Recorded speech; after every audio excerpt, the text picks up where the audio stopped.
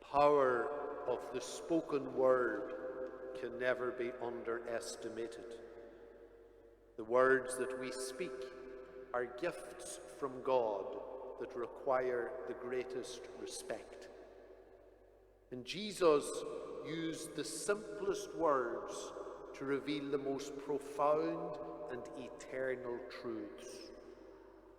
In the gospel today, we're told, using many parables like these, he spoke the word to them so far as they were capable of understanding it. He would not speak to them except in parables, but he explained everything to his disciples when they were alone.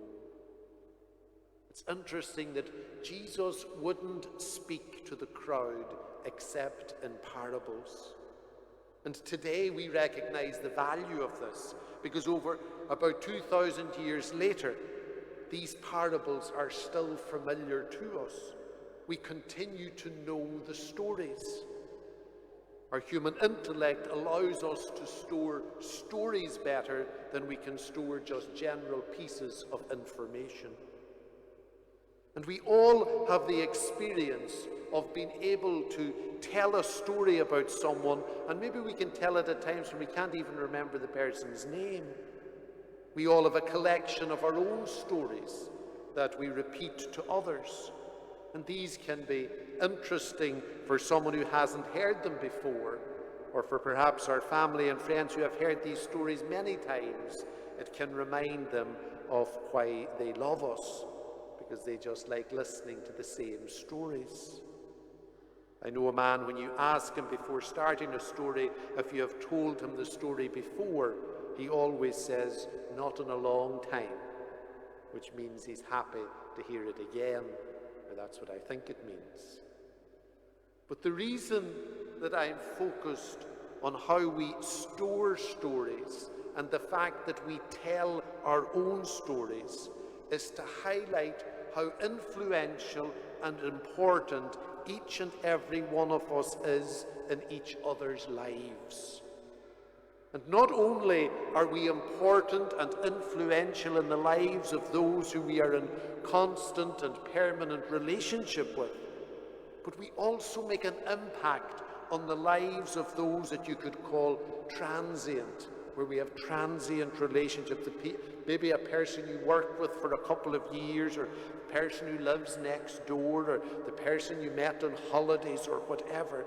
Believe it or not, just like Jesus' parables, these people will remember our stories long after they can't remember our names. And this brings me to the question that we need to ask today. What are your stories about? What do people remember from having met you?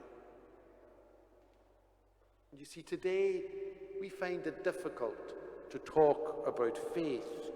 We have been socially programmed nearly, in a sense, to believe that faith is a private matter and that we really shouldn't mention it to others in case it would cause offense. The reality is that we all yearn to hear faith stories, and not just the parables in the gospel. We yearn to hear living faith stories of individuals, the examples of Christian living in the world today, the examples of that grain of faith growing into the biggest shrub of all. I personally love to hear stories from my parents or about my grandparents and things that they did and said, to listen to them and to see how it reveals their faith. An elderly lady I met once who lived near Ardmore and who has since died told me that she worked in a handbag factory here in the city, and in the course of telling her story about the factory, she mentioned that because of the time she finished and because of the timetable of the bus, she went to the Long Tower Church every day after work to pray. It's a simple story, but I'll never forget it. You see, it creates confidence when we hear how people dealt with difficult situations when their faith was central to them. And perhaps we can think about the stories that we are creating now and leaving for future generations. I always enjoyed watching a man who worked at creating new gardens, sowing the seed with a seed fiddle.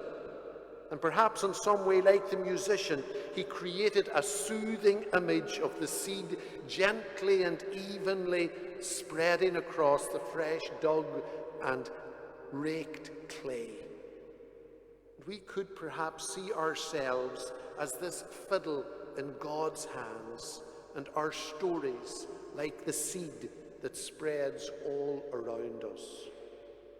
Green is the colour of the vestments now since the Easter season is over. They symbolise newness and growth in the church.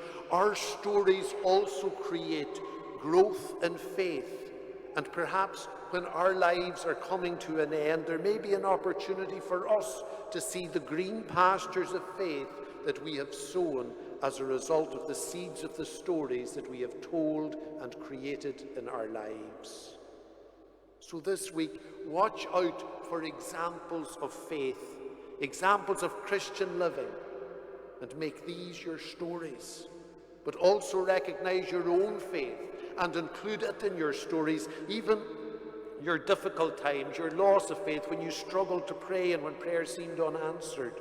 You never know how God will choose to use your story and stories to allow the seed of faith to be planted in another person's heart.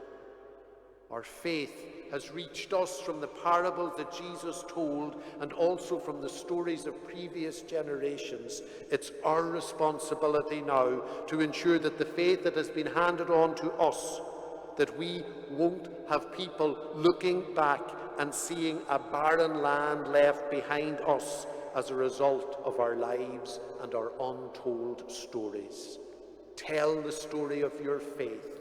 Listen to the story of other people's faith, and let us ask God to guide us to tell people what He wants us to tell them this week.